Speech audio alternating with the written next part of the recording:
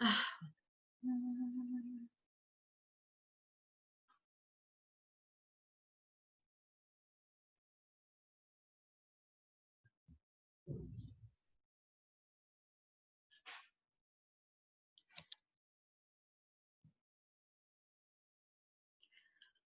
Okay, hi, good day. So welcome back to week 3 of English for Chemistry. So with me, Nurvita Wijayanti, and I would like to review kind of your talks last week talking about suffix, right?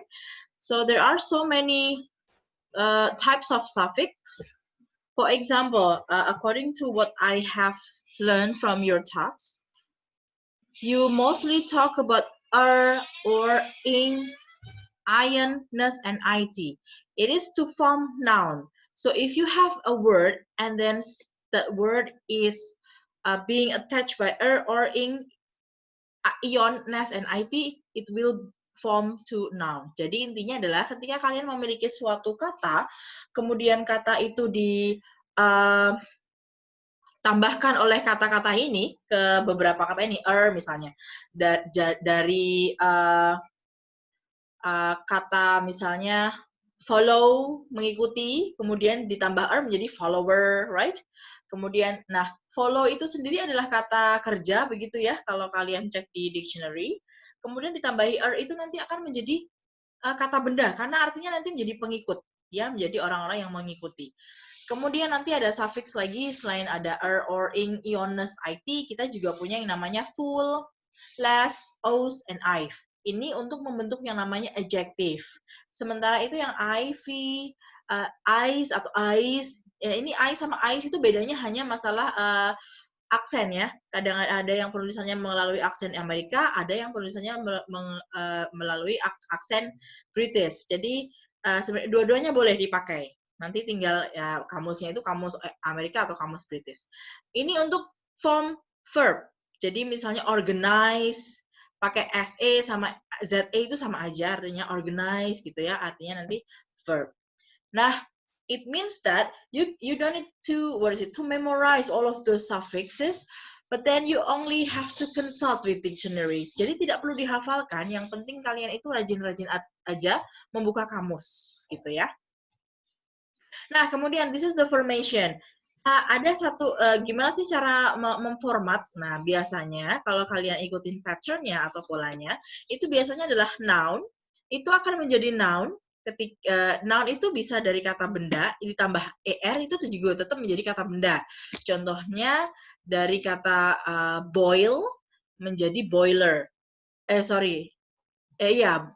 Boil itu adalah juga artinya kondisi panas. Kemudian boiler adalah si pembuat pemanasnya. Tapi juga kalian kalau bisa misalnya consult the dictionary, fokus ke dictionary, kalian akan mendapatkan bahwa boil itu juga adalah verb. Tapi dalam hal ini saya ingin mencontohkan adalah noun ke noun. Jadi dalam bahasa Inggris itu sendiri, ada satu kata itu dia bisa fungsinya banyak. Bisa menjadi kata benda, bisa menjadi kata sifat, bisa menjadi kata kerja. Contohnya kata work misalnya. I work, itu my work juga. I work, saya bekerja di. My work, pekerjaanku juga bisa menjadi work. Jadi work itu bisa kata kerja, bisa menjadi kata benda. Walaupun tidak ada suffix yang mengikutinya. Nah, tapi kalau yang boil ini, kebetulan dia adalah kata benda, atau juga kata kerja, kemudian ditambah er, itu berubah menjadi boiler. Sama-sama dari kata benda. Contohnya lagi adalah hit menjadi hitting. Nah, ada kalau kalian dari zaman SMP dan SMA itu belajar tentang verb ing, itu biasanya verb ing itu berarti kata kerja bentuk ing dong. Loh, kenapa dia menjadi kata benda? Nah, verb ing itu juga fungsinya nanti akan membentuk kata benda. Contohnya di sini ada kata hit.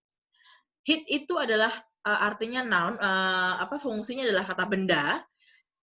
Artinya kepanasan dalam artian kadar panas gitu ya. Kalau hot itu nanti menjadi kata sifatnya, itu beda lagi nanti. Tapi itu sejajar. Kemudian heating. Heating itu artinya pemanasan. Jadi pemanasan itu masih dalam bentuk kata benda, bukan kata kerja. Walaupun nanti dia diambil dari kata menjadi verb ing. Namanya juga verb ing, tapi ternyata dia bisa saja bukan hanya verb, tetapi bisa menjadi kata benda. Kata chemical, sorry ini saya contohnya kurang tepat ini. Sorry, chemist. Chemist itu adalah orang yang menekuni bidang kimia atau kimiawan gitu, kimiawati, ada nggak ya istilah itu? Chemist. Kemudian itu adalah kata benda karena kita adalah orangnya atau pakarnya dalam hal kimia. Kemudian berubah lagi menjadi noun ketika ditambah menjadi tambahan y atau y di belakangnya. Jadi chemistry. Chemistry itu adalah ilmunya. Sama-sama kata benda. Orangnya adalah kata benda, chemistry, ilmunya juga kata benda. Jadi ini yang noun jadi noun, ditambah y, itu menjadi chemistry. Dari chemist menjadi chemistry. Kemudian dari perubahan verb, kata kerja menjadi kata benda. Ini kata kerjanya misalnya contohnya transmit, mentransmit gitu. Kemudian menjadi kata benda transmisi atau transmission dalam bahasa Inggrisnya. Kemudian verb menjadi adjektif juga ada dari kata kerja use, menggunakan menjadi useful, berguna gitu. Kemudian noun and then menjadi adjektif itu juga ada dari kata fame, ketenaran menjadi tenar atau terkenal, famous. Difference, nah ini yang kadang-kadang menjadi suatu kesalahan yang umum ya. Different sama different, apa sih bedanya? Belakangnya CE sama belakangnya T, itu beda. Difference itu perbedaan sebagai kata benda. Kemudian different artinya beda, dalam kondisi beda. Itu adalah adjektif. Kemudian ada juga yang adjektif berubah menjadi noun. Dari kata chemical, al, itu belakangnya al selalu adjektif, kemudian menjadi chemistry. Ya tadi itu, ilmu kimia. Kemudian suffixes yang lain. To show number we have bi, we have mono, bilingual, monolingual, and then to show degree or size we have over. Overload misalnya ultrasonic or super power. Kita intinya to show degree size levelnya. Kemudian to show negativeness untuk membentuk suatu kata negatif. Malpraktik ya, malpraktek di bahasa Indonesia, and then insufficient ya, kalau misalnya handphone kalian sudah memorinya udah full biasanya bilangnya insufficient. So insufficient means that itu tidak, it is not enough anymore. Dysfunction, tidak berguna, tidak ada gunanya, dan something like that. And then to show repetition, rewatch, rerun gitu ya. Saya mau lihat rerunnya atau tayang ulangnya dari suatu film, for example. Nah, actually today we talk about plural ya, the concept of plural in English, and then of course English also have kind of absorbing words from Latin and Greek. Jadi pada dasarnya bahasa Inggris juga memiliki bahasa serapan. Nah, serapan yang diambil itu dari bahasa Latin dan bahasa Yunani Greek ya.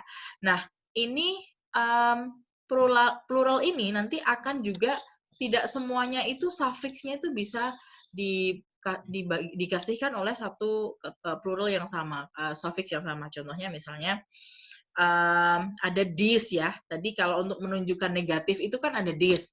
Ada yang menunjukkan negatif itu pakai in gitu. Nah, apakah misalnya insufficient tadi bisa dipakaikan dengan dissufficient? Kan sama-sama membentuk negatif. Ternyata itu tidak bisa.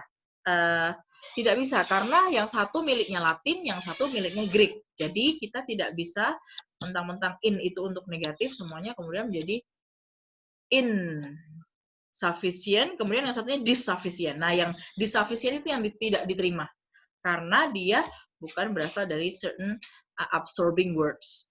Nah, kemudian ada pertanyaan, is the word chemistry plural? Nah, kita ngomongin plural nih. Kalau ngomongin plural itu kan yang jamak ya. Apakah ditambah s atau es begitu? Apakah chemistry plural? Kemudian nanti hubungannya adalah is it countable? Apakah bisa dihitung?